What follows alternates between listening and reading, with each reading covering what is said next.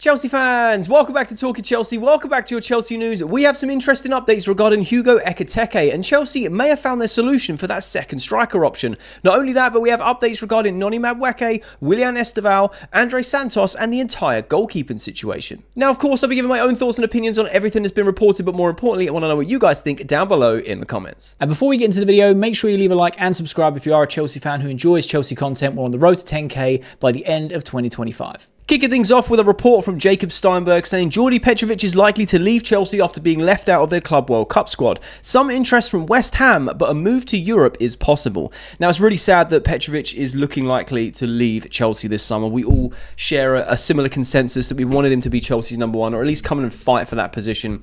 I feel like he thoroughly deserved it, earned the right to, off the back of his development season last season. I think we're all in agreement in that, right? I think he's a fantastic keeper who's definitely worked on his game, a lot of the key areas. One of the best keepers in the top 5 European leagues last season statistically. Strasbourg's player of the season. And I just find it sad that we've left him out of the Club World Cup. We know the reasons behind it now. I spoke about it in a previous video. If you've not seen it, feel free to check it out. Where Petrovic basically asked to be left out because they couldn't guarantee him a number one spot. And a few guys that have been commenting on the videos were, conflicting views saying, why should we give him the number one spot? He has to come in and fight. No one's guaranteed a number one spot. And I hear what you're saying, but I also see the other side of it of, I feel like he's deserved it. He is definitely our best keeper. And when you look at all the top teams, your Liverpools, your Man Cities, even your Arsenals, etc., and even if you go across the leagues, Bayern Munich's, your Milans, whatever, you have a guaranteed number one.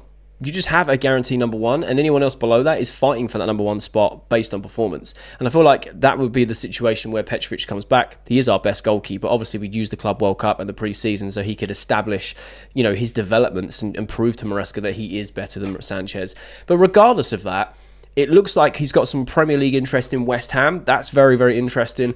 If we were to sell him, it looks like we will be. If we were to sell him, I'd prefer to sell him away from the Premier League because playing against him would be horror, and also seeing how well he would do in the Premier League, not in a Chelsea shirt, would just be painful, to be honest. And that's just my opinion. I'd love to know your thoughts down below. Potentially Strasbourg could buy him on a permanent. I don't know what the sort of blurred lines are on that, because obviously Chelsea owns Strasbourg too, but he could make that move to Strasbourg as a permanent player. He could go to another European team. I feel like he is going to get a lot of attention this summer. Now the news is broke that he wanted to be left out of the Club World Cup squad, and he doesn't want to play for Chelsea if they can't guarantee him the number one spot. So very interesting to know your thoughts. And while on the topic of goalkeepers, The Athletic have reported that Mike Penders is inexperienced but is being looked at to see how he compares with Sanchez and Jorgensen, although a loan next season is still a strong possibility. I like Mike Penders. I like the potential. I like the story behind him. I like how he's had a very good development season. I think he was away at Ghent or Genk, one of the two. I'm not that clued up on. I think it's a Belgian team. I think it might be Genk. And again, had an incredible season statistically, development-wise, really kicking on. And we are putting a lot of faith and trust in Mike Penders to be an absolute world-class keeper in the future. I don't see Chelsea getting rid of him at all. No way. The way that they spoke about him, the money they put into him, the faith and trust they have in him to be a world beater is unbelievable. And we can see that from a very, very young age. Now, there's also been other reports recently of age is just a number type thing within football, and they're saying he's so good, but the only thing that goes against him currently is his age, and it's having that lack of experience on match days for other teams and certain divisions. So I personally can see him going on loan. I feel like he will play some minutes in the Club World Cup. I feel like Enzo Maresca will want to try him out, give him some minutes, see what he's like in his types of systems. But I do see him going out on loan in the summer, again, just for another year of development. Where he ends up, I have no idea. It could also be he could go to Strasbourg next season if Petrovic is sold, right? If Petrovic is sold to not Strasbourg, then Penders could potentially go Strasbourg, and then you go from the Belgian league to the French league and see how we go. I don't know. I'm just speculating. But I'm very, very excited for the development of Penders, and I hope he does get a chance throughout the pre-season and the Club World Cup just to showcase what he can do. I feel like, especially depending on what our pre-season looks like, whether it's a small one or a large one, depending on how far we go in the Club World Cup, even in the group stages, we have that ability to rotate our squad. And I feel like Maresca's wants to give as many minutes as possible to all the players as possible, so he can kind of have a little look at where certain players are at, who he wants to keep hold of, who needs to go out on loan. Even though it's very much the board of directors that make those decisions, I feel like Enzo Maresca also has some sway of certain profiles, certain players he wants to keep hold of, certain players that he's happy to let go. And the only thing that kind of cast my mind back is the whole João Felix thing. The board bought him as a make-weight for Conor Gallagher, and Maresca was like, okay, I'll try and make it work. And in the end, he was like, I don't want to use him. He's not my player type thing. And then he went off. And, that's a whole other story. And we're looking to sell him this summer, which for me personally is quite sad. I think Felix is a great player, but, that's none the wiser. We're talking about Mike Penders right now. I feel like he is inexperienced, but he's gaining it very quickly as a youngster. I feel like he can develop into a world beater. But I was very curious to know your thoughts down below. Would you keep Mike Penders in and around Cobham this season to fight for that number 2 and potentially number 1 spot over the course of the season, maybe some cup competitions? Or do you feel it makes a lot more sense to send him out on loan for another season? Luke Edwards and Mike McGrath both reported that Newcastle was in talks to sign goalkeeper James Trafford, and Burnley want more than £30 million. Chelsea, though, could enter the bidding as they have admired the keeper and they have tracked him for over a year. James Trafford is a name that keeps coming up in every window and all the transfer rumours, especially when it talks about Chelsea and goalkeepers. I think James Trafford is a good goalkeeper. I think he's a very, very good goalkeeper. I think he's played very well for Burnley. £30 million, I think is too much. That's just me, though. Again, feel free to let me know your thoughts in the comments regarding James Trafford. The way I'm looking at it from, in hindsight, if we're not willing to pay 20 million euros or a bit more for someone like Mike Maignan, who, yes, is older, but is a very, very good goalkeeper, for us to then turn around and say, no, thank you, we're going to spend £30 million on a different goalkeeper who's younger and not as good as someone as Mike Maignan, at least in my opinion, again, let me know in the comments, I think is wild. But that's a very Chelsea move, let's be honest. That's a very Chelsea move in this transfer window. I mean, at the end of the day, this entire goalkeeper situation, I feel like it's going to go on for most of the summer window because we don't know where Petrovic is going to end up. We don't know what we're going to do with Penders. It seems like a loan, right? But that means we literally only have Jorgensen and Petrovic, because Bettinelli's gone to Manchester City, so that's another exit. So we're going to need someone at some point, whether they're coming in at number 1 or going to be that third choice, whatever it's going to be, we do need that extra goalkeeper. So if you sign someone like James Trafford, are you buying him to come in as a number 1? Are you buying him to come in to challenge, to be that that number 2 that challenges for number 1 alongside Jorgensen, to kind of push him on for competition? I don't really know what the game plan would be buying someone like James Trafford personally, and some of that is due to me not being clued up enough on James Trafford specifically, but it's also trying to think of the bigger picture of our goalkeeping sort of roster right now, and thinking, well, we've got Sanchez and Jorgensen. Ideally, we need to go in and get, in my opinion, someone better than Sanchez to come in as number 1. That was meant to be Petrovic. It's looking like it's not going to be Petrovic. So if we go get a James Trafford, are we going to stick him as number 1 straight away? I mean, to be fair, the bar for Sanchez is rather low. Yes, he had a good end to the season. I'm not disputing that. But realistically, do you feel like a keeper like James Trafford is enough to go challenge for trophies next season? Do you feel like Sanchez is a good enough number 1 to go challenge for trophies next season? I know we finished in the top 4. I know we got a European trophy to complete the set. Amazing season, in my opinion, under Enzo Maresca in his first season where he is growing with the team. But if we're going to kick on, we've got Champions League football and all the other competitions, and we want to try and compete across as many of them as possible. Is this the right move? Let me know your thoughts down below in the comments. Bobby Vincent has reported that Omari Kellyman is expected to go on loan. He is looking for first-team football elsewhere temporarily, but is understood he's still targeting a spot at Chelsea in the future. This transfer still baffles me. I've never seen this guy play football. We signed him, and it seemed like one of those weird PSR, you scratch my back, I scratch your transfers with the whole Ian Matson thing, right? And it's probably what it was to help Villa out. Never seen him play because he's been injured for most of the season. I don't know too much about Omari Kellyman. Apparently he's got a lot of potential. He's a great youngster and he can go on and do wonderful things, but he's been injured for big spells of the season. We're not even going to get a look at him in the first team this season because he's going out on loan. I don't know if he's got a genuine future at Chelsea, or it's a case of we're going to keep him, develop him, and then sell him for profit at the earliest convenience for us. Again, I don't know too much about Omari Kellyman other than we signed him. He looks cool in all the pictures. He was injured for large spells, and I've not even seen him play any football. So I would love to know your thoughts on Omari Kellyman. Do you think he can blossom into a really good player that Chelsea utilise in the future?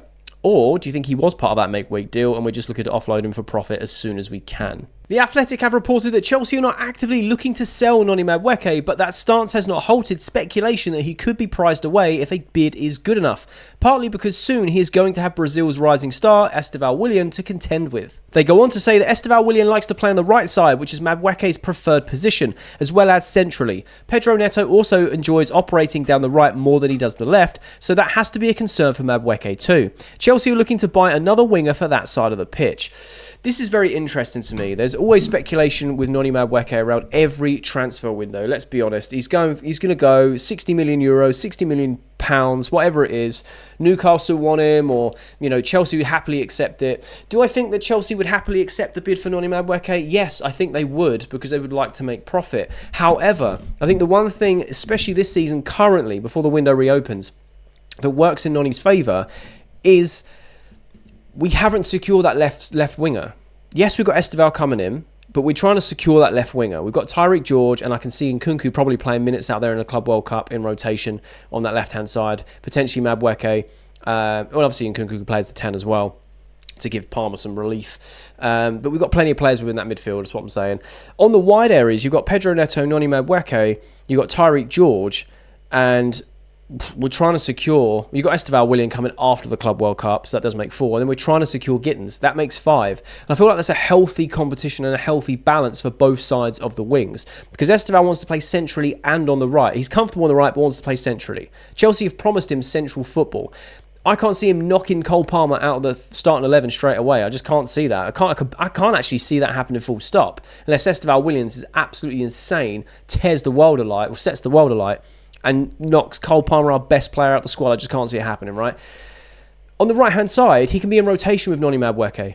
You can have Pedro Neto on the left-hand side, in rotation with Tyreek George, in rotation with Jamie Gittins. That's 4 of them being utilised all the time. So I don't see why Chelsea would sell Noni Madueke unless they are lining up a replacement for him. I feel like Madueke has improved. There's reports previously that Chelsea think that he's stagnated in terms of his development. And I just can't see that. I think he's our best out-and-out winger currently at the club. And, I know that Noni Madueke splits the fan base. Some people hate him. Some people love him. Some people are on the fence and don't really care either way. And that's fair enough. I totally respect your opinions. For me personally, I think he's one of our best wingers. I think he's very direct. Likes to try and get into space. Yes, his defensive side can improve. I feel like it has improved in spells, and at times we've noticed him doing the dirty work defensively. Nowhere near as much as you should be, of course, but you can see the improvement. I think he got 15 GA last season. I think Pedro Neto got the same, but the split in the difference was between goals and assists, right? For example, I believe that Madueke scored more goals, and Pedro Neto got more assists. It might have been that way around. I think it was. Pedro Neto has one of the most accurate crosses of the ball in the Premier League statistically. And that's just a different style of his game, which is why if we had someone in the box like a Liam Delap, like anyone that's good in the air to sort of take advantage of those crosses, all of a sudden we score more goals. For Noni Madueke, he's a lot more direct, likes to beat a man, likes to get a shot off, he scores more goals. I don't know. I just feel like, yes, he can improve. I don't think we've seen where Madueke can get to as a footballer. I think he's got so much more to offer, so much more to give. So I don't know. I feel like Chelsea will keep him, and I feel like they'll use him to bed in Estevao Willian across the season until he's ready. And look, and if Willians comes in and absolutely decimates Madueke in terms of form, fair enough. Madueke's on the bench, or he plays on the left, whatever it is. But until we secure someone like Gittins, which I feel will happen in that second window, I don't really see this as being a conversation. I don't think Madueke is going to want to leave either. I just don't see it, personally. If a ludicrous offer comes in for him, I do see Chelsea seriously contemplating it and maybe taking it. But that's the only case that I can see, personally. I don't see Chelsea actively wanting to sell Noni Madueke. But that's just my thoughts, and I would love to know your thoughts and opinions on Noni Madueke and Estevao Willian down below in the comments. Next up, we have something fun to discuss, because I don't know how true this is. This is just newspaper talk, but Abalapt have reported that Benfica defender Thomas Araujo is Chelsea's priority target for the central defender position, and he has a release clause of 80 million euros. Now, again, like I said, I don't know how reliable this is. Just newspaper talk, but I wanted to have a conversation with you guys because you guys are amazing in this community, and we love having discussions in the comments, right? Would you take Thomas Araujo? I think that's how you pronounce it. I apologise if it's wrong. I'm pretty sure it is. I personally would, I don't know whether I'd spend 80 million euros on him. That might be his release clause. But I would take him. Chelsea need a centre-back, in my opinion. We need someone to shore up that solidity. Yes, we've got one of the best defences in the Premier League off the back of last season, 4th best, statistically, right? Or might have been edged 3rd best. But when you've got the likes of Colwell and Fofana being your sort of number one centre-back partnership under Maresca, which I fully back, it was growing in week by week, getting better and better until Fofana got injured just before Christmas. You could see the improvements. You could see the partnership working very, very well. Fofana doesn't look like he's got the legs to do a full season, all right? And I think that's fair to say with the amount of injuries he's had. So, we need that backup. Yes, we've got Tosin. Yes, we've got Chalobah. Chalobah's sort of future has still got question marks over it. I'm hoping that Chelsea keep him. I think he's such a good defender. But at the same time, if a decent enough offer comes in, we can all know this board are probably going to offload him for some profit. But we've got Tosin, who I really like. I think he was very, very consistent this season, very stable. You've got Tosin, you've got Chalobah. We still have Badia Shield as well as like cover for Levi Colwell. But I still think we need someone with a bit of experience, someone of a higher standard to come in. Whether that's Araujo, I don't know. I just found this, thought it was funny, and wanted to have a conversation with you guys about it because it's newspaper talk, right? So I'm not reading into it too much, saying we're doing this, we're doing that. But I just thought 80 million euros. Do you feel like that's good value for someone like Thomas Araujo? Would you take him at Chelsea, or do you feel like we should go for a different centre-back target? Obviously, the main ones right now are Mark Gahey, Jorrel Hatto, who could play left-sided centre-back and mainly left-back, mainly cover for Cucurella, which I'm very, very happy that we're trying to push negotiations and start talks in that front. I think that's massively needed. But yeah, in regards to Thomas Araujo, let me know your thoughts down below. And the same sentiment goes to this next report we're going to cover. It's from Neo Sport. I think it's a Turkish publication. I don't know how true, reliable, unreliable, false rumours it is, right? I just thought I would cover this very, very quickly. This isn't in the title or the thumbnail. I'm not spending most of my time on this. Just wanted to get your thoughts and opinions on this, right? Because I just thought it was funny. And we'll talk about it briefly, right? But a Turkish football expert with a name I cannot pronounce. I'm not even going to attempt it, so I apologise.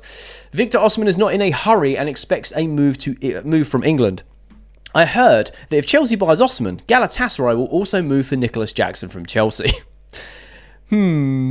Okay. If I'm being honest, I thought the Victor Osimhen saga is just kind of put to bed now. I think we can all agree. No team in Europe is going to pay his wages unless he reduces it, even just a little bit. I feel like Victor Osimhen is in a power play right now where he can take his time. He's got the whole window to think about what he wants to do. And he's also a player that...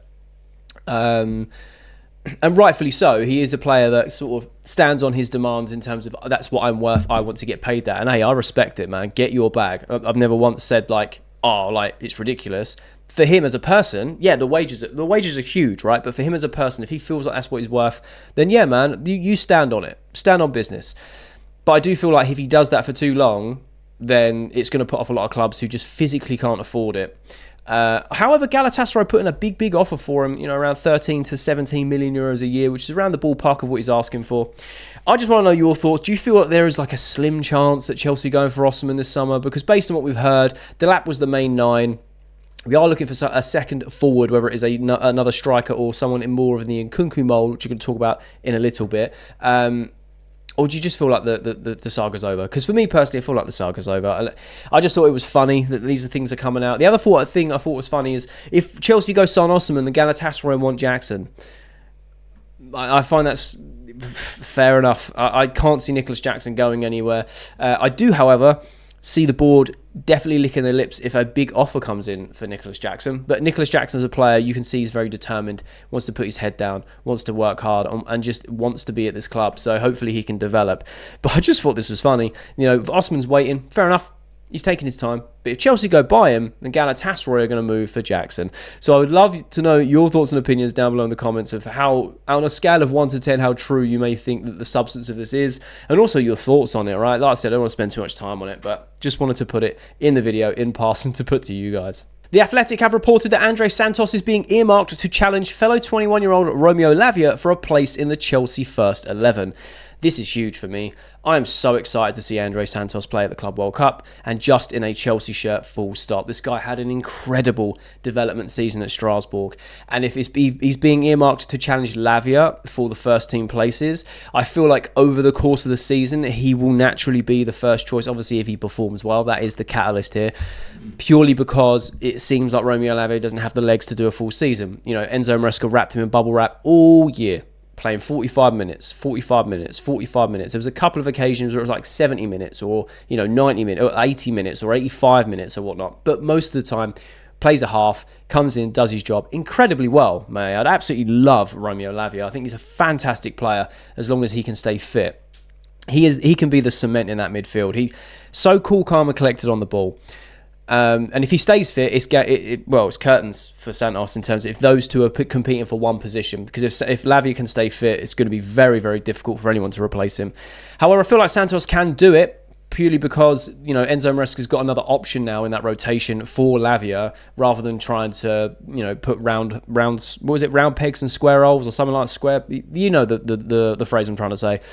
I'm just excited to see Santos, and I feel like it won't be the only player he's competing with. I feel like Maresca's going to utilise him across that midfield throughout the season in different roles. I'm just super excited to see him. But I would love to know your thoughts in terms of who do you think starts more if they're both fully fit and sort of raring to go, Andrey Santos or Romeo Lavia? Pletty have reported an exclusive. Manchester United have now officially entered the race for Chelsea and Liverpool target Hugo Ekitike, having made contact with Frankfurt within the last 48 hours. The price tag remains €100 million. This is where things get very interesting. One, where do Manchester United get all their money from? They've been in the market. Look, they know they're in the mud. They know they need a rebuild, and they've gone out in the market and they've secured players already. Cunha, they're looking to get him. Wemo, and they're just in the market. They're securing deals. They're trying to do what they need to do. And Man United have a massive pool. One of the best clubs in the one of the biggest clubs in the world. Currently not the best. Look at their last season. I just find it very interesting. They're going in for Hugo Ekitike. Now, I've said this many, many times, how there is such a small pool for number 9s or goal scorers or forwards or strikers in the world that are considered world class or even in and amongst it, right, that are attainable this summer. You've got the likes of Ekitike, you've got the likes of Gyökeres and Osimhen, Sesko, Delap at one point. Like, that's 5. And the ones that are available, I'm not talking about your Haalands, your Harry Kanes and players like that who are happy and settled in their clubs, right? Just people that are available. And it seems like we've now got another club in Manchester United who went after Delap initially. Delap turned them down. They're now switching their focus to someone like Hugo Ekitike, who also Liverpool seem to be leading the race with, and Chelsea have been in contact with, apparently not as far as Liverpool, but very, very interested in. Now, firstly, what are your thoughts on Manchester United being officially involved in this race? Do you feel like they stand a chance? Do you feel like they can raise the funds? Do you feel like Ekitike would want to go to a club like Manchester United, or would he want Champions League football from the two other clubs that are currently playing Champions League next season, which is Liverpool and Chelsea? Obviously, if he goes to a club like Liverpool, especially if they sell Nunes, what a dazzling opportunity that is to go to the Premier League champions and basically guaranteed to start every week. For Chelsea's perspective, like I said with the whole second striker, in yesterday's video, and how Chelsea, it was reported that Chelsea fans, myself included, were expecting like this big expensive number 9 after Delap, and Chelsea's plans are actually completely different, where they're going to use the Club World Cup to assess the striker position, the striker options, and see if we need to go in for another striker or someone else in an Nkunku style mould. And I feel like Ekitike fits into the latter of that statement, really. So it'd be interesting, but I just don't see Chelsea spending 100 million euros, which it works out about 84 million pounds. Chelsea value him at 67 million pounds. Now, at that type of price, I'd be all over it. I'd be all over that, because the more I talk about him, the more I see him, the more I watch about him and learn about him. He is a good player, and if we're playing him in the role that brings the best out of him, 22 goals, 12 assists last season for Frankfurt. It's a good season. It's a really good season in terms of creating and scoring. Stick him in that Chelsea team in rotation gives Maresca a completely different dynamic from Delap and Jackson, who are within themselves different dynamics. I think it could work really well. I just wouldn't be happy paying 100 million euros. And I don't see Chelsea paying 100 million euros for a player like Ekitike, who essentially, according to their plans, would be in that Nkunku-style mould, which, how many minutes is he going to get? Will he be a squad player? 100 million euros on a squad player is just ludicrous in my mind. So I'm very curious to know your thoughts about the Ekitike saga. Would you be happy if we signed him? I personally would. I'm starting to grow on the guy. Think that he would do very well in terms of his play style within a Maresca system. But would you be happy with the original £84 million, or do you feel like £67 million is a better price for a player of Ekitike. And lastly, we have a report from BILD that Chelsea FC have reached out for a 6'6" striker Nick Woltemade before the under-21 Euros, stating they were monitoring him closely and his contract situation. Stuttgart will start talks with him soon with a salary increase planned. The report continues to say that the Stuttgart striker Nick Woltemade on Chelsea's interest. I think it's just part of it. It wouldn't be a good scouting if a club didn't have me on their radar right now. I'm not thinking about my future at the moment. I'm with the under-21 national team now. Having a lot of fun, and I just scored 3 goals. He's referring to the game he played last night where he bagged a hat-trick. Now, this guy seems to be a bit of a freak of nature because he's 6'6", so you think he's basically a running lamppost. And the amount of crosses that we whip into the box, game after game after game, someone like that, on the end of them, he would have a field day. However, still very young, okay, which we know Chelsea are always interested in youngsters. After watching him play and scoring that hat-trick, he is, and obviously reading about him as well, he's very technically gifted, very good with the ball at his feet, doesn't actually score as many headers as you would expect someone of that stature to do. Obviously, he still scores headers, but that's not the primary objective for him, which seems a bit strange, right? You just whip balls in all day long and just be like, just stand in the penalty spot and you'll get a hat-trick anyway. The amount of crosses we whip in. He's very technically gifted, good finisher, still very raw, still developing, clearly, but a very good striker for his age group. And, you know, he's on the radar. 6'6" striker will be wild, by the way. It'd be like Peter Crouch V2. But this guy, he just looks so good with the ball at his feet, which is so strange to see with a guy of his stature. You know, big, gangly person. That's the only way I can describe someone at 6'6" because I'm so short. But having the ball at his feet and, you know, the twists and turns and how agile he is, it's just a breath of fresh air. And watching him play and scoring them goals, he was just on his game.